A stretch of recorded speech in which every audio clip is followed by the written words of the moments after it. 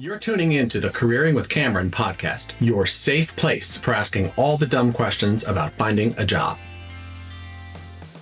Hey everybody, it's Kevin Cameron with Careering with Cameron, and I am joined by a very special guest today, Rebecca Sanabria, and is our wizard in terms of all things headshot. We have cheated on this call a little bit, or this podcast a little bit, because Rebecca and I have known each other actually since we were in like 4th grade or so. Yeah. It's been a long time. There's been some mileage there. And so we thought it'd be kind of a fun show to talk about. All right, folks, you're in the midst of either starting a career search or frankly, you looked at your profile and you were like, who's that? And so Rebecca is somebody who can certainly speak to like, how do you get that headshot to look great? How do you either do it on your own? How do you do it with somebody? All those things. And then we're going to talk about you folks out there who might be using AI for your headshot. We're going to talk about it.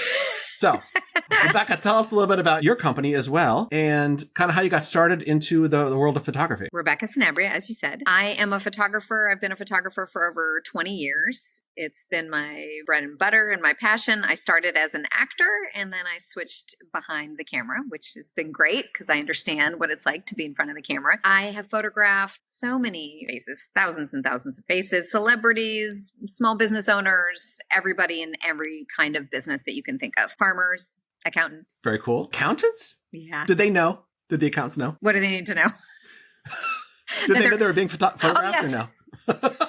Yeah, I don't secretly photograph anybody for their headshots, but it probably would have made them more comfortable. I don't know. Sometimes it's hard to be on camera. True. And I understand Very that. true. Yeah, headshots. They're so important. Everybody's got one now. Even my electrician, when he comes to my house, I get a photo of who's showing up and job they're going to do and their names and all that. So having a good headshot is vital nowadays, especially with social media. And it's important that you get a good one that looks like you. And that's a great point. So from my perspective with recruiting and coaching, not so much recruiting anymore, but coaching and helping people to find opportunities, there is the security of the person who shows up in the interview looks like the person who you thought would. Yeah. But there's also, and I didn't think about this till you just said it, there's the safety element of it. If you have somebody coming to your home that you already know who they are, like absolutely, that's a huge advantage. Like how often is somebody knocking on the door that we're like, person to do this? Who are you? You know, you're letting a stranger in your home and it does give another layer of security to you knowing that, oh, that's the person that matches what was originally sent to me. And that's something really important too when you're getting headshots is when you're looking for a photographer, you want to look at their body of work, but also get referrals from friends because there are tons of photographers and some, they can show you the best online, but you want to get a personal referral that you see their photos and they actually look like the person that's in front of you. I would imagine somebody who's just getting started in photography, you may not want to start there with your first headshot. I mean, depends what your budget is. You might get great shots if your budget is not very high, but also you get what you pay for. So just keep that in mind. And it's also your brand when you're looking for a job. It's your initial brand. It's an investment as much as your education is your investment, your coach is your investment, your photos are also an investment. And you want them to last 1 or 2 years. Some people can drag them out for 5 years, but you're thinking, oh, these are going to last me a year or two on LinkedIn, on social media, etc. That's an excellent point. So at about the 2-year range, we should be thinking like, hey, we may not look like the same person, even though we think we do. Yeah. Not only that, you want to have a fresh photo. So if you're looking for a job, getting a new fresh photo makes somebody think either it's a new person, just fresh energy in terms of how you're presenting yourself. And none of us are really the same person we were 2 years ago. So getting new photos is always a good idea. Yes, that makes perfect sense. So that's a great point and refreshing the profile with a new face. I think there's also a level of confidence and positivity, we'll call it, where when there's a new headshot, it appears that like, hey, this is somebody who's excited about their appearance. Investing in the career. Exactly. Yep. Very cool. In terms of the budget component, obviously, of headshots, right? So in terms of going to a photographer to have headshots squared away, what would you say in terms of like a guideline? Obviously getting referrals, but is it better to go to a studio outside? Like, how do you kind of figure that part out? I think you need to think a lot about how you want to project yourself. So if you are a professional, if you're a lawyer, an accountant, or somebody who is seen to very professional setting, maybe a studio shot would be better for you. If you are a coach or you own a yoga studio, outside might be better for you. So you need to think about how I would look on Pinterest. I would look on social media, and I would find photos that resonate with you and that speak to you in terms of the career that you're choosing to do. Yeah, it depends what your job is. So many times we get a whole bunch of headshots, right? Yeah. And then it's like, which one? And I would say that people are notoriously bad at picking the shots because you want to look the best and the hottest and the most attractive. Maybe that is the way you look, but maybe that's not the way you look in real life. All the time. People all the headshots. Right? Yeah. Only the hottest. This is what I recommend my clients to do. You usually get a gallery of your images. I say pick 5 people, 2 that know you, 2 that know you very well, and then somebody that you're asking a favor for, either a teacher or somebody you work with already or a coach or somebody that knows you less intimately, and have all 5 of them make their picks, because you will find that there are a few that will be the ones in common. You want somebody that knows you really well because you know they know what you look like when you're feeling relaxed. So you want those people. You want people that are casual acquaintances because you know that they will see you as you walk around in the world.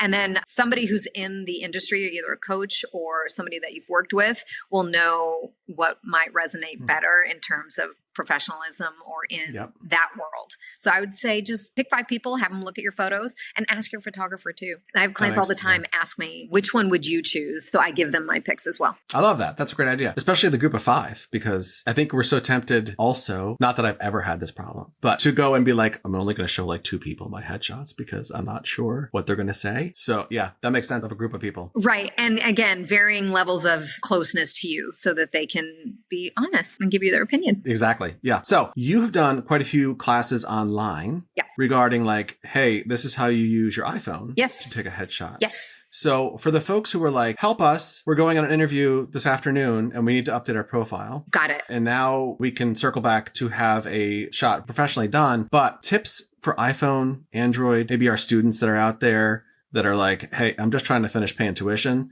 and I will happily get a headshot at some point, but can you give me some tips on that? Yeah, absolutely. So if budget is a huge concern and you can't invest right now in headshot, your iPhone can take great shots. So just a couple things to keep in mind. You can definitely do it yourself. You can get a tripod. Those are $20, $30 on Amazon to put your phone on so that you can take photos. Or you can just have a friend that you like take the photos of you. Friends who hate you. People that you really don't like. People that you don't like, so you feel really uncomfortable in the photos and are grimacing the entire time. Hopefully someone that likes you and you are comfortable with, because you want to feel comfortable. Okay. And then keeping a few things in mind. So you want to shoot in natural light. So, you know, I have a light on my desk here right now and it's making me yellow. You don't want to shoot in that light. You want to stand in front of like a window, or in a door is a really good spot facing outside. That will usually give you great light in terms of getting a photo. You want the background. Think about your background. You want it to look professional. So usually that means pretty clean background. So stand in front of a window, stand in a doorway, and then have the background be either out of focus or dark or bright, just not a bunch. You don't want to see your clutter. You don't want to see your kitchen. You don't want to see your house. So keep those in mind. And then there's some post-processing things that you can do to your photos to make them look better, increase the contrast a little bit. The auto feature on iPhone's camera will process it pretty nicely. Then you can get some great shots that way. That's awesome. Yeah. So I know that in many cases, we're dealing with now having a photo that so many different phones have the touch-up option, right? Yeah. Are we better off using a touch-up option, or are we better off taking it out of, in this case, Apple or Android, and touching it up on a different platform? I would touch it up on a different platform. So there is an app that I use, and I'm going to look up the name because I always get it wrong, but I use it for everything. It's called Persona, and it's great it's an AI retoucher. I say use it very minimally because you can look like a Kardashian on there and you want to look like yourself. You want to be the person that walks in the room. Otherwise, there's an immediate disconnect if you don't look like the photo that you're presenting when you show up to an interview or show up to a job. So Persona is great. It has a few automatic features, but it has like, if you have dark circles, I understand wanting to get rid of some things and looking like the best version of you. So I would recommend using an app like that. But again, very lightly. That's a great point. So I run into that, especially now with AI, with not even just pictures, also with, well, what if I just change my resume to say everything that they want in the job description? They'll interview me. Well, okay. Let's say they do, and they ask you questions, and you can't answer those questions because you're not that person. And you immediately lose credibility. You lose credibility. Exactly. And Exactly. the world is small and you will come across these people again. So it's imperative that you have as much integrity and honesty in terms of your resume and your images when you present. It will 100% become the happy hour conversation. And then I interviewed them and guess what happened? Yeah. We should also talk about those AI apps where you can take headshots. Yes, please. AI. Speaking of integrity, I don't know. I've tried them myself because I was like, this is kind of awesome. If we could get these to look really real, then this would be a great reduction of barrier for a lot of people in terms of getting their headshots. And they're not quite there yet. I think they might be in like a year or so, but they are not there yet. And they definitely make you look like they will increase the jaw, open the eye. I mean, they just blow up. Yeah. Oh, yeah. There's the glow up and it just looked not quite right. And you're not sure why, but they're not quite there yet. Likeness is there, not necessarily you. But barely likeness. I mean, I did some where I was like, I know this is like my cousin, but it's not me. So yeah, the AI piece, I think it's the easy answer for everything, just like being the easy answer. But I also kind of want to talk about, we could do a fun spin on like headshots. Yeah, there's lots of apps that do that. Let's back up to covered AI. Yeah. And using essentially apps to create your headshots. Yeah. Not quite there yet. Maybe in like a year, they'll be better, but they're pretty obviously still AI. In terms of the credibility, the fact that it's just like walking in with a fake resume or a fake name or a fake LinkedIn profile. I just saw somebody that I had followed and business owner, and I could tell her ads were coming up on my feed on social media, and I could tell that she used AI, and I unfollowed her. I know. You're like, no, I'm not doing it. Because it just felt already fake. Like you're trying to sell me something and it already false. And I just was not interested. Well, I mean, I can understand that. Especially when it's a personal business. Well, and if you're trying to build trust with people in terms of either hiring or you're selling something to them, you want to show up with as much honesty and integrity as possible. And as soon as I saw that AI, I was like, it feels gross. Yuck. Yeah. That is funny. All right. So we've kind of covered the how to use your iPhone for the headshot. Yeah. Taking the actual headshots. What do you see overall beyond just AI that people make a mistake with in terms of getting headshots taken or using headshots? Like, where do you find that people fall down that are like, oh, you could fix that if you just did this? I find that sometimes people use the same headshot for too long. So maybe you took a headshot at 40 and you're 50 now and you think you still look the same because for the most of your life, you probably have looked pretty similar. It's time to get a refresher. So if any headshots are more than 5 years old, you need to get a new one. Your energy is going to be different. You look different. Even if you don't think you do look different. And you need to invest in yourself. And getting new headshots and the way you present yourself is part of it. So in terms of the refresh, I was thinking as you were talking about getting a new headshot every couple of years, the example that my brain went to was post-COVID when we all started to see each other in person again. And there were people that you were like, whoa. COVID was not good to you. No. Yeah. What happened? And I had people who I did not have a beard before COVID who were like, I could get through a lot of places and they would not recognize who I was. That's funny. And I was like, I don't really mind. That's kind of a nice trick. Nice. I wish I could grow a beard. I had a full conversation with somebody at my son's birthday party. Full conversation. I completely thought that they knew who I was. Full conversation about like family, spouse, the whole thing. And at the end of the conversation, they said, I feel like I know you.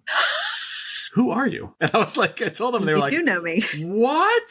They were like, yeah, it was so funny. So yeah, that's like your headshot. Yes, to point. There you go. There's the headshot. So attention, everybody, please make sure you're getting your headshot done regularly. Yes. Also, what you didn't say, but is definitely helpful is a lot of times that will refresh you in people's feeds. Yes. So they'll see you more. Yes. And they'll see that picture and go, oh, what's going on with you? Yeah. Maybe either you landed something new or I should get in touch with you. And keep you front of mind. Yep. You want to be front of mind constantly. And there's so much information nowadays being thrown at us that you want to stay fresh and current. And I don't know if you talk about this with your clients, but social media is also extremely important. And that is another layer on top of headshot that people need to be aware of. Well, especially with our graduate students, because they have gone through college in the first 4 years of undergrad, in many cases, where they had an Instagram account, probably TikTok, all kinds of fun things. There may be things there that maybe they've sort of cleaned up, but it seems like the graduate side, they kind of forget that history. And so sometimes we have to kind of go back farther and clean it up. Things out. Yes. Yes. So maybe having multiple profiles is not a bad idea. Yep.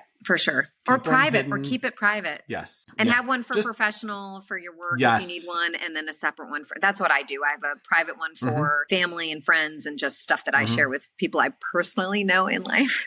And then a business one, which is more face forward for my business. Yep. What about in terms of headshots on emails and things like that? Do you also recommend that? As a in little terms footer? of like a signature? Yes. I think that if you have a nice and friendly headshot, I don't think it hurts at all to show your face. Okay. And then I think that, again, keeps people with you in the front of their mind. And then also they don't forget what you look like, because sometimes Yes. people can just remember the name, but then forget the face that goes with the name. Yeah. Let's call it around the 50-year-old range. There's the possibility that you will run out of RAM space and it becomes more difficult to remember who you're talking to. Yes. Or at least what their name is. Yes. Right. And then you're playing the code game until we all have like meta glasses where we can screen people in front of us and know what their names are. Right. I don't have those. Not yet. Yeah, but no, not yet. That's a great point too. All right. So tell us a little bit about in terms of like, how do people get in touch with you? How do they follow / learn more about what you do and get some good ideas? On Instagram, I'm How Rebecca Sees It. And then my website is RebeccaSanabria.com. Excellent. Yep. All So right, either places you can DM me or you can message me if you have any questions, and I'm pretty open book. I'm happy to help most people. In terms of different locations, do you travel in terms of headshots and things like that? How does that work? I do. I work in LA quite a bit. I'm in Dallas. That's my home base, but I'm in the Midwest quite a lot, and I travel around Texas. That sounds great. Okay. Anything you want to share as a last tidbit of knowledge we should have? I think people put a lot of pressure on their headshots and think that they have everything in this one shot and it has to be perfect. And would say that puts too much pressure and too much stress on you, and it will show in your face when you're taking photos. And just know it's a photo. You can take another one. I know it's an investment, but it's just one paragraph in the storybook of your life, and just take it as you go and don't stress about it. So you were in acting before getting to the side of the camera, right? Yep. And so it's interesting thinking back to before we all had cameras on our phones and videos and whatnot, there was a company that wanted to do like a marketing piece. And so they gave me a piece of paper to read from, but they didn't want me to read from it, right? There was no teleprompter, just like sit down, white hot studio spotlights, like blasting on you, memorize this and read it. And then we're going to change it like each couple minutes and decide what we like best, right? Too much pressure. And it's stuff that like, I would never say half these things because it's not common to like how I talk. Right. So bizarre. So I can't even imagine doing it from an acting perspective. So that's a great reminder to like be you in your photos. Yes, definitely be relaxed. And that's another tip. I know that we're wrapping up, but when you pick your photographer, make sure you're comfortable with them and they make you feel good, because you don't want to hire somebody who's going to make you feel uncomfortable in front of the camera, because again, that will show on your face. So on that point, is it normal at that point to say like, hey, can you show me some samples of what you've done with this type of headshot? Definitely. So if you are wanting something specific, you can say, hey, have you shot anybody outdoors? I'm a yoga studio owner, or I'm a yoga instructor, and I need stuff that will work for that. And they should be able to send you images that are for that. Or same thing, if you're an accountant and you want photos, you can just ask them and say, hey, is there this vibe? Can you show me what you've got in this vibe? But really, most photographers should have a robust gallery on their website and also social media presence. You should be able to deep dive before you even have a conversation with them. Have a conversation with them. Yeah. That makes sense. Cool. I love it. It was so fun talking with you about this. And Great to talking talk about to you photography too. Yeah. and people's presence and getting to know. Oh, I have one last really great question. Yeah. This is a softball for you. So a lot of times people say, well, what should I have in the background when I get my headshot done? I think I can probably answer this question, but I want you to add into it as well. So probably not the boat or the Ferrari or... If you got to show it, it's not good. Those are the profile you kind of go across and we're like, no, I don't even want to talk to you. No, if you've got to show it, that means you don't own it. Yeah. Can't even imagine what the conversation would be like. I'm going to pass on this conversation. Yes. Yeah, no thanks. Similar to the AI headshot. Yeah. Immediately pass. I agree. Yes. All right. That sounds great. Everybody, please reach out to Rebecca if you have questions on headshots. We're going to get headshots done. She's awesome. As she said, she travels a little bit, so you can certainly hook up with her in terms of getting some headshots done. Follow her. She's got great social media, always something informative out there, and honestly, so entertaining. So someday the Careering with Cameron podcast will be at the same level of your professionalism. But I really appreciate you coming on with us. Thank you, Kevin. Thank you guys. This has been great. Absolutely. If you enjoyed the show today, please subscribe, share it with other people who need a mint and a headshot. There you go. Send it to them if they need a headshot. You don't want to tell them. And give us 5 stars, please. And we will see you on the next episode. Thanks so much. Stay in the loop at careeringwithcameron.com/talent connect, or check out our website, www.talent-connect.net.